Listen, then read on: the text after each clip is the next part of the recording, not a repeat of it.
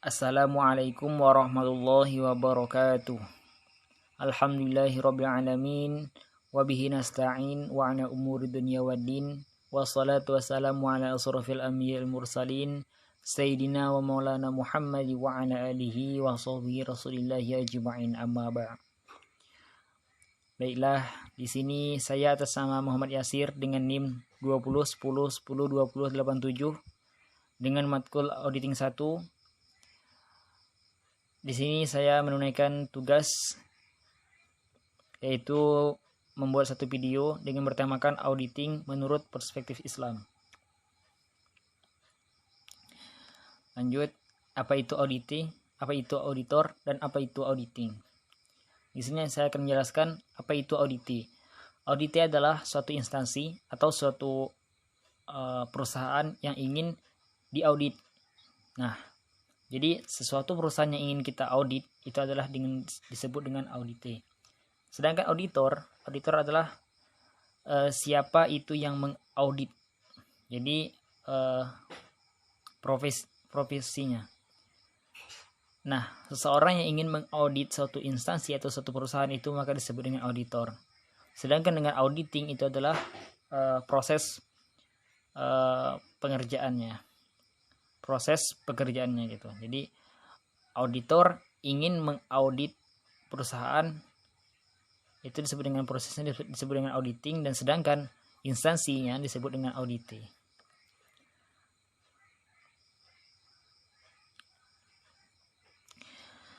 Identifikasi audit dalam kitab suci Al-Quran yaitu pada surah Al-Insyiqaq. Ya ayyuhal insanu innaka kadihun ila rabbika kadhan famulaqih. Wahai manusia, sesungguhnya kamu telah bekerja keras menuju Tuhanmu, maka kamu akan menemuinya. Fa amma man utiya kitabahu biyaminih. Adapun orang yang catatannya diberikan dari sebelah kanannya, fasawfa yuhasabu hisaban yasira, maka dia akan diperiksa dengan pemeriksaan yang mudah. Wa yanqalibu ila ahlihi masrura, dan dia akan kembali kepada keluarganya yang sama-sama beriman dengan gembira.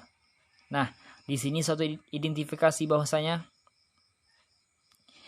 manusia yang telah bekerja keras menuju Tuhannya, maka usahanya itu akan membuahai hasil, yang mana mereka akan menemui Tuhannya langsung. Sedangkan pada saat itu orang-orang terbagi menjadi dua, adapun yaitu orang-orang dari sebelah kanan, ada orang dari sebelah kiri. Nah, yang di sini disebutkan sebelah kanan yaitu orang-orang yang diperiksa dengan pemeriksaan yang mudah. Artinya segala perusahaan-perusahaan di akhirat nanti itu bagi orang-orang di sebelah kanan itu mendapatkan kemudahan dari setiap urusannya. Nah, dan dia akan mudah juga untuk kembali kepada orang-orang keluarganya, yaitu disebut dengan tanda kutip yaitu adalah orang-orang yang beriman. Jadi dikumpulkan dengan orang-orang yang beriman dengan perasaan yang sangat gembira. Begitupun halnya tercatat dalam kitab suci pada surah Al-Fitor ayat 10-12.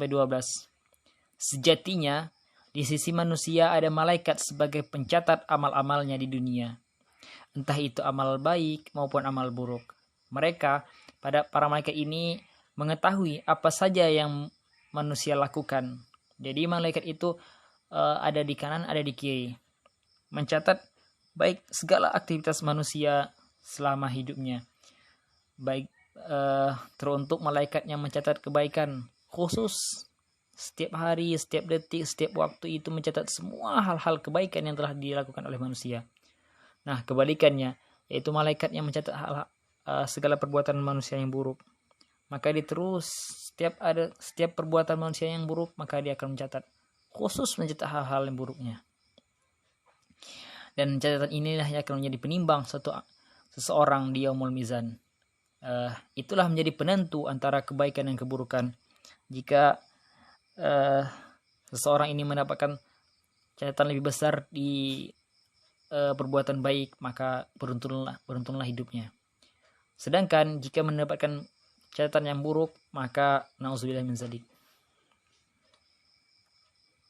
Dan selanjutnya dalam surah Al-Naml ayat 20-21 dikisahkan bahwa Nabi Sulaiman alaihissalam melakukan pengecekan untuk mencari hudhud. Nah, pada saat itu burungnya Nabi Sulaiman yang atas nama hudhud tersebut melarikan diri dari segerombongan para pasukan-pasukan Nabi Sulaiman.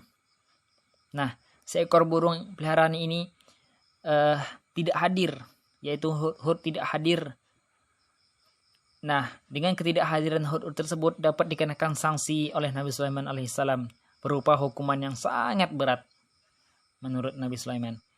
Dalam ayat selanjutnya terungkap bahwa absennya hudhud disebabkan perjalanannya ke negeri Saba. Jadi burungnya Nabi Sulaiman tersebut itu melarikan diri dari gelombongan para pasukan Nabi Sulaiman untuk pergi ke negeri Saba untuk mengecek, untuk mengetahui apa saja yang terjadi di negeri Saba.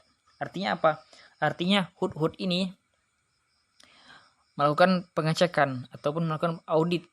Kalau bahasa kitanya yaitu melakukan audit ke negeri Saba, mencari tahu antara kebaikan dan keburukan apa saja yang terjadi di negeri Saba. Dan pada akhirnya hudhud menemukan seseorang ratu yang menyembah, bahkan seluruh masyarakat di sana itu menyembah matahari. Itu hasil kerjanya si hudhud dalam pengecekan tersebut. Jadi bisa kita gambarkan bahwasanya hudhud tersebut melakukan pengecekan itu bisa dibilang dengan audit, mengetahui antara baik dan buruknya. Namun Allah berkehendak lain, yaitu menampakkan sesuatu keburukan pada negeri Saba tersebut, dan sampailah ke telinganya Nabi Sulaiman berkat beritanya burung hudhud tersebut.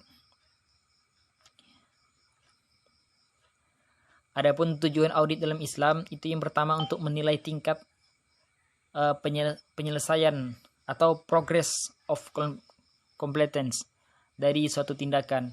Jadi bisa jadikan tolak ukur sampai setingkat jauh mana penyelesaian tersebut atau progres tersebut bisa diselesaikan oleh suatu instansi tersebut. Maka dilakukanlah sebuah audit gitu. Dan yang kedua, untuk memperbaiki koreksi kesalahan. Nah, jadi ketika kita ingin melakukan melakukan proses dari setiap laporan-laporan pada suatu perusahaan tersebut, mungkin saja kita khilaf tidak menemukan titik-titik kesalahan pada saat itu. Namun ketika kita sudah melakukan audit, itu bakal kelihatan mana titik salah, mana titik benarnya. Jadi kita bisa mengetahui begini benarnya dan begini salahnya. Jadi dengan adanya audit tersebut, maka kesalahan-kesalahan itu mulai bermunculan gitu. Dan kita bisa juga menimbang bagus dan baiknya ke depannya bagaimana kayak gitu. Dan yang ketiga adalah memberikan reward, ganjaran baik atas keberhasilan pekerjaan. Nah, ketika kita melakukan audit dan menemukan hal-hal baik atau sejalan dengan semestinya, maka itu bisa diberikan reward atau apresiasi terhadap proses berjalannya suatu instansi atau suatu perusahaan tersebut. Dan yang keempat adalah memberikan punishment, ganjaran buruk untuk kegagalan pekerjaan. Nah, ini kebalikan dari yang ketiga tadi. Jadi ketika kita menemukan hal-hal yang menjanggal, hal-hal yang enggak sesuai dengan semestinya, maka bisa dilakukan pengecekan ulang atau bisa di upgrade Bali gitu. Jadi dengan adanya audit tersebut bisa kita menilai, bisa kita menemukan titik baik dan titik buruknya. Nah, jadi kesimpulannya, tujuan, metode, laporan dalam audit dapat berubah sesuai dengan keperluan untuk memenuhi kebutuhan lingkungan bisnis. Audit telah secara informal ada sejak awal peradaban manusia, yang mana yang sesuai dengan cerita-cerita tadi. Jadi audit ini sudah lama banget sudah dikembangkan, sudah diterapkan oleh berbagai cerita-cerita baik di buku-buku sejarah maupun di Al-Quran itu sendiri. Untuk apa? Untuk menemukan kecurangan, fraud, dan akhirnya bertujuan untuk mendapatkan pelaporan posisi keuangan dan kinerja perusahaan yang akurat. Pekerjaan audit berkembang sesuai dengan keperluan dunia bisnis yang selalu berubah-ubah. Ya lah, dulu mungkin audit hanya sekedar pengecekan laporan keuangan yang tertulis dengan pena, bahkan mungkin di awal dengan kapur yang laporan keuangannya itu sesederhana mungkin. Namun seiring berjalannya waktu, jadi perkembangan zaman yang mungkin sekarang udah modern, mulai dari kapur menjadi pena, yang pena menjadi spidol, dan spidol menjadi Excel sekarang pakai sistem. Nah, jadi setiap auditnya pun juga ikut perubahan dari yang awalnya mungkin pengecekan secara biasa-biasa saja, dan mungkin sekarang secara sistem gitu. Nah, untuk yaitu penemuan-penemuan komputer ini, contohnya penemuan komputer yang sangat berdampak pada kantor akuntan publik karena membuat pekerjaan mereka jauh lebih mudah dan lebih efisien. Ya, itu tidak bisa dipungkiri lagi bahwasanya dengan adanya sistem, dengan adanya alat-alat canggih sekarang ini, itu sangat mempermudahkan kita dalam melakukan audit tersebut, sehingga hasilnya pun bisa seefisien mungkin, seefektif dan seefisien mungkin. Akhirnya kata pekerjaan auditor dapat dikatakan sebagai profesi tulang punggung dalam dunia bisnis. Ialah karena apa? Karena adanya audit tersebut itu tadi kembali bahwasanya bisa menilai, bisa mengetahui titik buruk dan titik baiknya pada suatu perusahaan tersebut. Jadi sangat penting kehadiran audit ini, dan mungkin di dalam Islam itu dengan adanya audit ini kita bisa bermuhasabah diri gitu. Jadi kita bisa mengingat kembali kesalahan-kesalahan kita. Kita juga bisa mengingat kembali apa saja yang telah kita perbuat yang tidak sesuai dengan syariat Islam gitu. Jadi kita bisa dengan adanya audit, dengan adanya kita bermuhasabah diri, jadi kita bisa menyadari kesalahan tersebut dan kita bisa menjadikan suatu pelajaran dan tidak mengulanginya kembali. Nah, begitu. Mungkin hanya sekian yang dapat saya sampaikan. Kurang lebihnya saya mohon maaf yang sebesar-besarnya.